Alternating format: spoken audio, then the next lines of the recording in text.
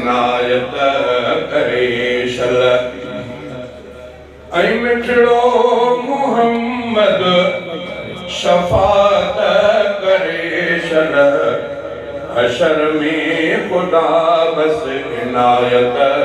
करे शल हशर में खुदा बस इनायत करे शल ऐं मिठड़ो मोहम्मद शफात करे शल हशर में खुदा बस इनायत करे शल पढ़ूं पंज हरदम नमाज़ूं संभारे पढ़ूं पंज हरदम नमाज़ूं संभारे हशर में मोहम्मद परे खान हारे हशर में मोहम्मद परे खान हारे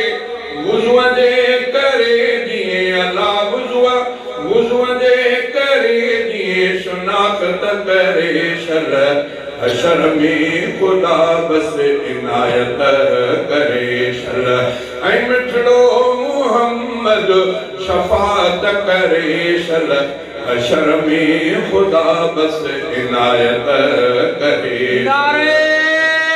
तकबीर शान अज़मत मुस्तफा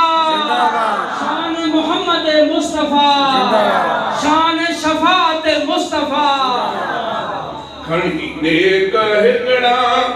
अमल ई चङा सब खणी नेक हिकड़ा खणी नेक हिकड़ा अमल ई चङा सब हशर में हलऊं थे राज़ी मिठो रब ऐं मक़बूल पंहिंजी अल्लाह ऐं मक़बूल पंहिंजी इबादत करे शल इबादत करे शल हशर में खुदा बस इनायत करे शल ऐं मिठड़ो मोहम्मद शफात करे शल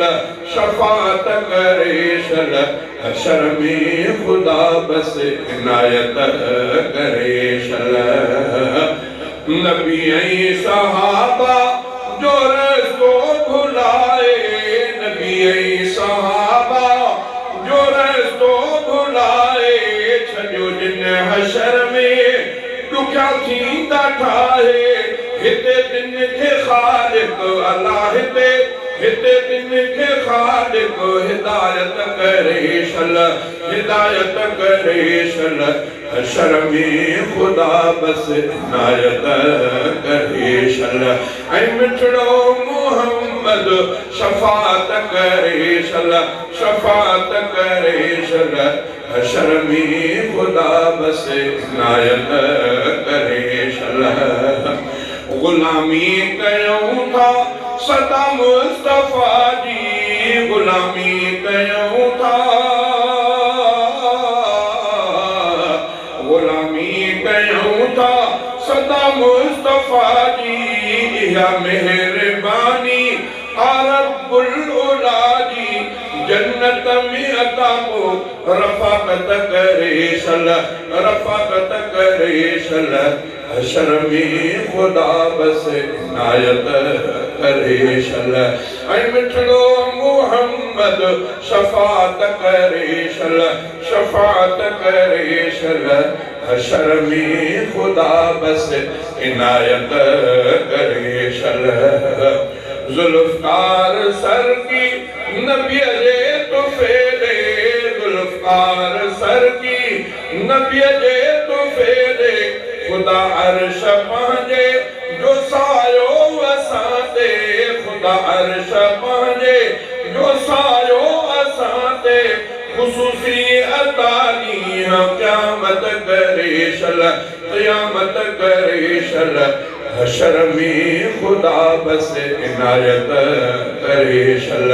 ऐं मिठड़ो मोहम्मद शफात करे शल शफात करे शल